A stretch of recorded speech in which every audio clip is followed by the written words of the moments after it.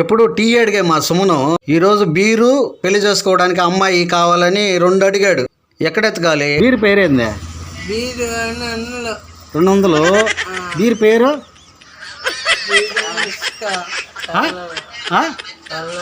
Beer పేరేం చెప్పు. నీ మంచి జరుగుతుంది. ఎత్తుకేదానికి అమ్మాయిని అమ్మాయికి చూపించేదానికి బాగా శిల్పి. నీ పేరు చెప్పు వీళ్ళకి. సిమ్రానా? సిమ్రాన్ నీ పేరా? సుమనా? సుమానా? సుమ్మా. నీకు అమ్మాయిని చూడమంట అయితే